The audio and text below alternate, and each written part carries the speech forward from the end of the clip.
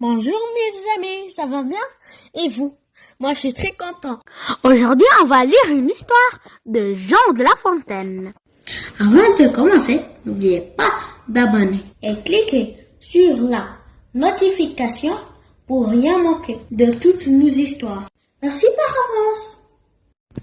Elle s'appelle Le loup, la chèvre et le chevreau. L'histoire, il s'agit d'après Jean de La Fontaine. Ce matin, en partant en marché, maman chèvre interdit à son petit d'ouvrir la porte. Sauf s'il entend le mot de passe magique qu'elle lui confie à l'oreille. Trop facile, se vante le loup qui a tout entendu. Mais le chevreau, malin comme un singe, pourrait bien le ridiculiser devant toute la jungle. Waouh, très chouette histoire. Venez, on va la lire ensemble. Que crois-tu qu'il arriva? Il était une fois un chevreau insouciant qui vivait avec sa maman dans un palais indien abandonné au milieu de la jungle. La chèvre s'y sentait en sécurité avec son petit. Le chevreau, toujours de bonne humeur, passait ses journées à s'amuser avec les singes. Il courait après les papillons, jouait au ballon, sautait dans les bassins. Fais attention, lui répétait sans cesse sa maman chèvre. Prends garde à toi. Mais le chevreau n'écoutait jamais personne. Un matin, la biquette dut sortir faire ses courses. Mon chéri, dit-elle à son biquet, n'ouvre à personne, car la jungle est remplie de tigres et de loups. Ok maman, répondit le chevreau, très occupé à chatouiller un singe. Comment faire pour que son petit insouciant n'ouvre pas la porte du palais au premier venu? La chèvre eut alors une bonne idée. Elle se planta devant son petit, le fixa de ses grands yeux bleus et parla fort pour bien se faire entendre. Si quelqu'un fait toc toc toc, demande le mot de passe.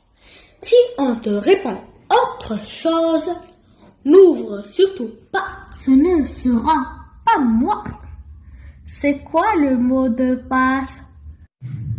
J'adore mon biquet, cria-t-elle bien fort, pour que son chevreau, tête en l'air, ne l'oublie pas. Sous les remparts du palais, un loup qui passait par là entendit toute la conversation. Voyant la chèvre qui partait faire ses courses sous son chapeau fleuri, il dit à son ami le tigre: « Ouah, trop facile, je vais croquer le chevreau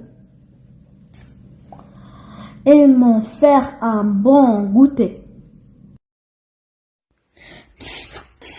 Fait un serpent qui paraissait dans les hautes herbes. « Écoute-moi. » Le serpent s'approche et dit au loup: « Méfie-toi, c'est un malin. Les singes lui ont appris plus d'un tour. »« Je le croquerai !» s'écrie fièrement le loup. « Écoute-moi plutôt !» siffle le serpent. Le serpent serpente autour des plantes et des fleurs et fabrique le même chapeau que celui de la chèvre. Puis il le pose sur la tête du loup.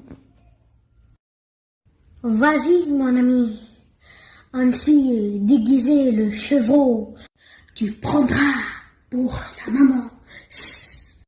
Bon repas, lui lança le tigre. Vous allez voir, se vanta le loup. Ce sera facile. Toc, toc, toc, on frappe à la grande porte du palais. Qui est là? Demande le chevreau.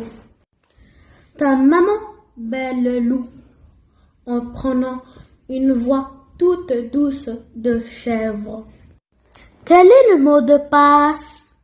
J'adore mon biquet. Le chevreau regarde par la fente de la porte. C'est bien toi, maman? Oui, ouvre la porte, lui répond le loup en bilan. Le chevreau aperçoit bien le chapeau fleuri de sa maman. Que va-t-il faire? Va-t-il ouvrir au loup? Mais le chevreau est bien plus malin que ça.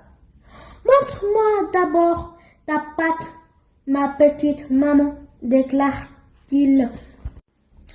Ma patte, répond le loup, tout étonné. Oui, est-elle bien blanche? Je veux voir ta patte blanche. Bien embarrassé d'avoir des pattes noires, le loup ne sait pas quoi faire.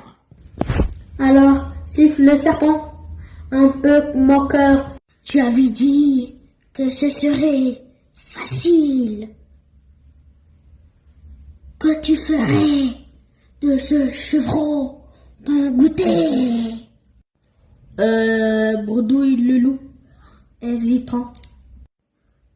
Le chevreau regarde mieux par la fente de la porte du palais et s'écrie: non, non, non, ce n'est pas la jolie patte blanche de ma maman.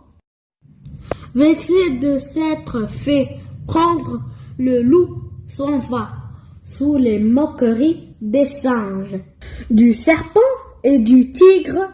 La jungle en rit encore.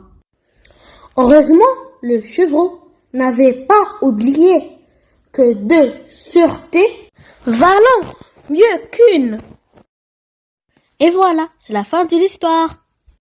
Merci d'avoir écouté et la lire avec moi jusqu'à la fin.